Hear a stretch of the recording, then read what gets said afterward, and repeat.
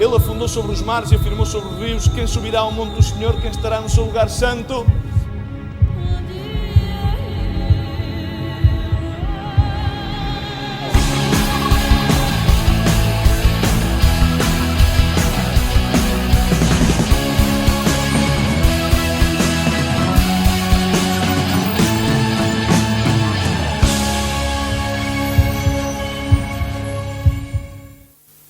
Te rogamos, Senhor, que Tu, na Tua misericórdia, nos dês de comer esta manhã, Senhor. Alimenta-nos com a Tua palavra, Senhor. Fala ao nosso coração. Muda em nós aquilo que houver que mudar, Senhor. Edifica-nos, Senhor, sobre ela. Senhor, e permite-nos que a Tua palavra volte para Ti, carregada de cruz. Para a Tua honra e para a Tua glória, no nome de Jesus. Amém, Senhor. Amém.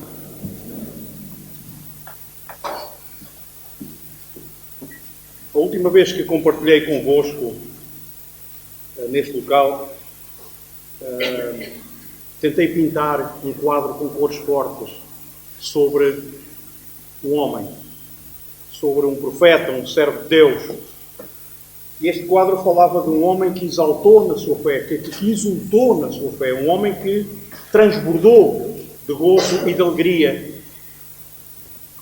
ao entender aquilo que Deus lhe estava a mostrar, ao ponto de poder dizer, e vamos encontrar isto no livro de Abacuque, no capítulo 3, de 17 a 19, ao ponto de exclamar do mais profundo do seu coração: porque ainda que a figueira não floresça, nem haja fruto na vide, ainda que decepcione o produto da oliveira e os campos não produzam mantimento, ainda que as ovelhas da malhada sejam arrebatadas e nos corrais não haja gado, todavia, eu me alegrarei no Senhor e exultarei no Deus da minha salvação.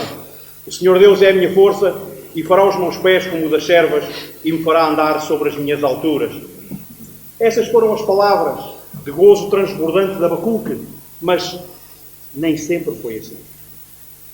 Nem sempre foi. Ele para chegar aqui, passou por dúvidas lancinantes, passou por lutas internas tremendas, até poder chegar a esta exclamação de gozo e de alegria. Irmãos, alguns cristãos fazem a sua peregrinação, percorrem o caminho que Deus lhes dá a percorrer com os olhos fechados. O profeta Abacuque não era esse tipo de pessoa. E como não era esse tipo de pessoa, o seu coração estava pesado, porque ele via o que andava à sua volta. Ele via o que se passava. No capítulo 1, do versículo 1 ao versículo 3, diz o peso que viu o profeta Abacuque. Até quando, Senhor, clamarei eu e tu não me escutarás?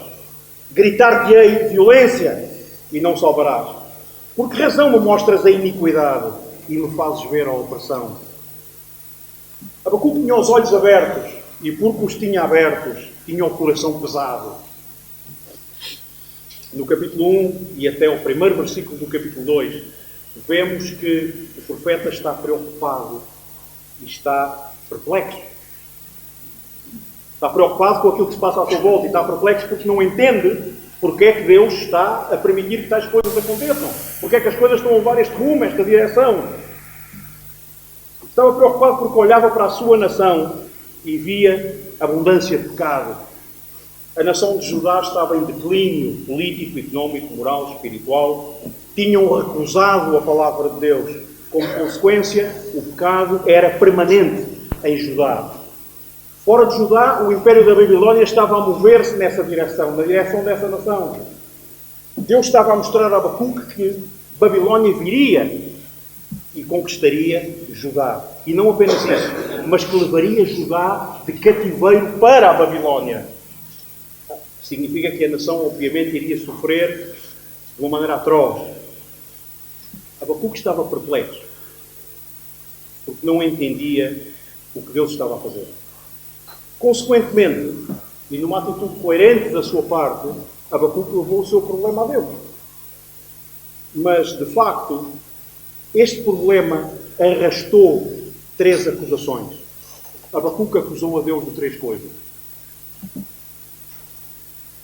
Versículo 2. Até quando, Senhor, clamarei eu e tu não me escutarás?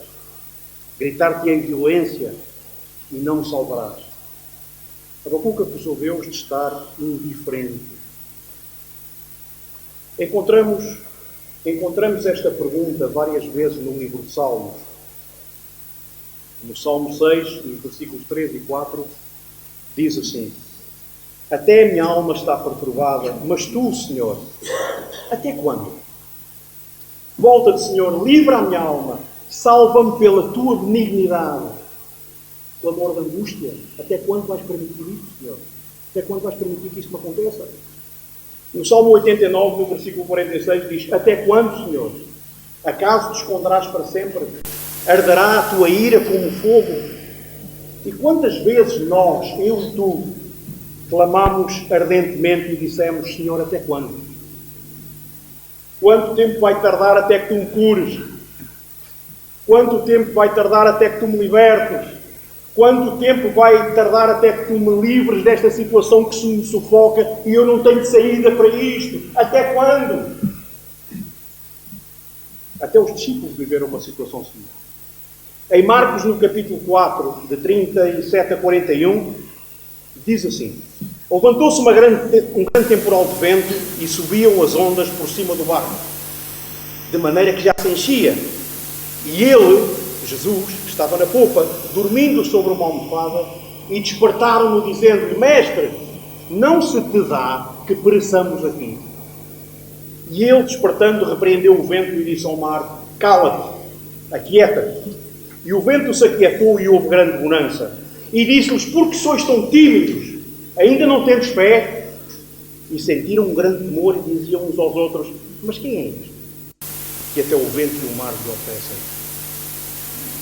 Por várias vezes neste pequenino livro de Abacuque a palavra violência se mostra. E, na verdade, estava-se a viver um tempo de grande violência e de grande imoralidade. Abacuque orava pelos pecados do seu povo, orava por uma mudança, por uma transformação, mas as coisas aparentemente seguiam na mesma. Jeremias, no norte, que é contemporâneo de Abacuque, vivia a mesma situação em Israel. Mas Abacuque não se fica por aqui. Abacuque passa da pergunta até quando para porquê. Porquê é que isto está a acontecer? Acusou Deus de ficar inativo numa situação desta. Versículos 3 e 4, do primeiro capítulo de Abacuque. Por que razão me mostras a iniquidade e me fazes ver a opressão? Pois que a destruição e a violência estão diante de mim, havendo também quem suscita contenda e o litígio. Por esta razão, por esta causa, a lei se afrouxa e a justiça nunca se manifesta. Porque o ímpio cerca o justo e a justiça se manifesta descrucida. Por outras palavras, Abacuque estava a dizer: tu estás a ver tudo isto e nada fazes. Porquê é que não julgas os pecados do povo? Porquê é que não atuas? Porquê é que não te moves? Porquê é que não fazes algo? Simplesmente para contextualizar tudo isto, há que entender que Josias tinha sido rei até ao ano 608 a.C. E ele tinha posto ordem. E depois de pôr ordem, então começou a fazer reformas. Tinha reposto a lei no templo, e quando foi lida a lei, as pessoas tiveram a percepção clara do quanto estavam desviadas da lei. Ao serem confrontadas com a palavra, as pessoas viram que estavam completamente a leste daquilo que Deus queria deles. O templo foi restaurado, os ídolos foram destruídos, foram removidos, mas após a morte de Josias, o povo voltou à mesma condição. E Abacuque está perplexo, está surpreendido. Porquê? Porquê é que tu permites uma coisa dessa? E Abacuque nomeia estes pecados. Violência, iniquidade, que aqui significa vaidade e arrogância. Ou seja, os que não conhecem a Deus estão a prosperar. Os que têm a Deus, não lhes acontece nada disso. Porquê? O profeta também fala de moléstia, que significa miséria. O povo estava a ser explorado. Não somente estava a ser mal conduzido, como estava a ser explorado. E há injustiça, claro. Até quando terei de clamar, ó Deus? Por que é que não fazes nada? Recordemos de algo que Deus faz. É que Deus permite que nós colhamos aquilo que semeamos. Isso Ele permite. Deus deixa sempre que nós recebamos aquilo que semeamos. E Judá estava a semear mal, por consequência, colheu o fruto daquilo que semeou. Mas ainda Abacuque acusa Deus de ser inconsistente. Deus, o que tu fazes não tem sentido. Como é que é possível uma nação malvada, como a Babilónia, um povo ímpio, vir punir-nos a nós, quando nós somos o teu povo escolhido? Não faz sentido. Há inconsistência da sua parte. Não és coerente entre aquilo que dizes e aquilo que queres fazer. Mas esqueceu-se que Deus está a trabalhar. Deus não para. Deus está constantemente a fazer obra. Embora nós não a vejamos ou não a entendamos, Ele continua a fazer o seu plano, a praticá-lo. Neste ponto, penso que é bom lembrar que a palavra-chave neste livro está no capítulo 2, no versículo 4, que diz: mas o justo, pela sua fé, viverá. Encontramos no livro de Romanos, parafraseada por Paulo: o justo, pela sua fé, viverá. Os versículos 12 e 13 do primeiro capítulo de Abacuque mostram ou expressam a fé deste homem, mas ao mesmo tempo também as suas lutas interiores. O que vai dentro dele, tudo o que mexia dentro dele. Versículo 12: não és tu desde a eternidade, ó Senhor meu Deus, meu Santo? Nós não morremos. Ó Senhor, para juízo puseste, e tu, ó rocha, o fundaste para castigar. Tu és tão puro de olhos que não podes ver o mal e a repressão não podes contemplar. Porquê é que olhas para os que procedem aleivosamente e calas quando o ímpio devora aquele que é mais justo que ele? No versículo 12 vemos a fé deste homem expressa. No versículo 13 vemos o turbilhão que vai dentro do seu coração.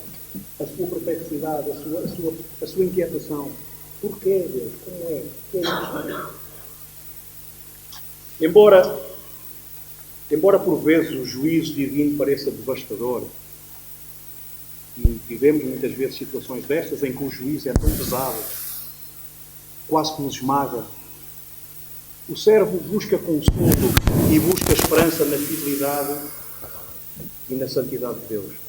Eu penso que num mar de confusão tão grande, a nossa boia tem que ser a contemplação do caráter de Deus. Aquilo que Ele é.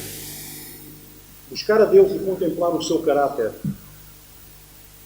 sobretudo quando não entendemos o trabalho da sua mão, quando não percebemos o que é que está a passar à nossa volta. E Abacuque cita várias características do caráter de Deus. Ancora-se aí. Ele diz: meu Deus, meu santo, minha rocha, minha fortaleza, meu escudo. Em ti eu descanso. Em ti eu busco força. Em ti eu busco repouso. É a contemplação do caráter de Deus que nos tira deste pântano de confusão e de alienação em que nos encontramos, muitas vezes quando não entendemos o trabalho da mão de Deus. Quando estamos perplexos. Porquê é que tu permites uma coisa destas? Porquê é que tu permites que a minha mulher padeça desta maneira? Porquê é que tu deixas que isto aconteça? Mas tu és santo, Senhor. Tu és bom. Tens um propósito. E aí me aferro. E aí nos aferramos ao caráter de Deus. À sua bondade, à sua generosidade. Não há outra. Para onde irei eu? Só tu tens as palavras de vida eterna. Para onde iremos nós?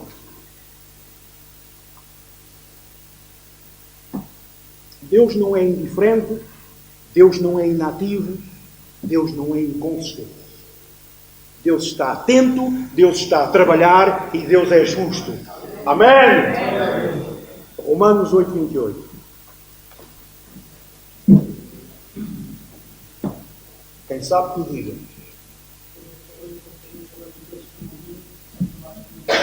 Amém.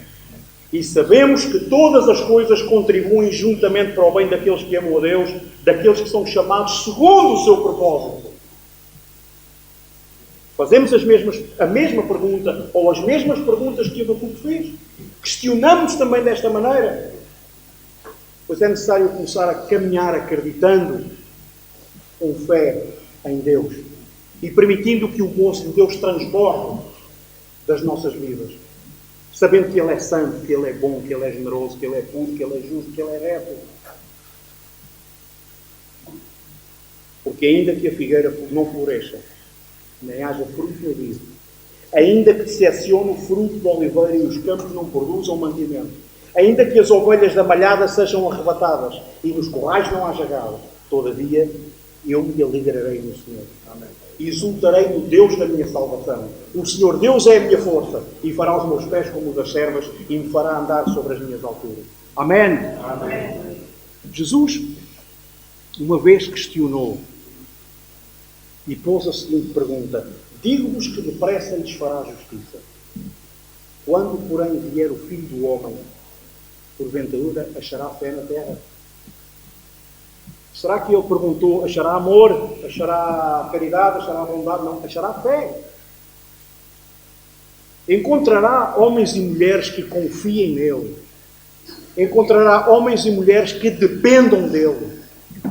Encontrará homens e mulheres que estarão dispostas a sofrer tudo o que for necessário sofrer e, todavia, continuar a crer que Deus é bom, é generoso, é justo, é santo, é leal, é reto. É a pergunta que fica. Achará Ele fé na terra? Achará Ele fé em mim e em ti? Para que aconteça o que acontecer, desmorone tudo o que tiver que desmoronar à nossa volta, caia tudo o que houver que cair à nossa volta, mas todavia nos alegremos no Senhor. Todavia nos rejubilemos nele. Encontrará essa fé? O Senhor nos abençoe. Amém.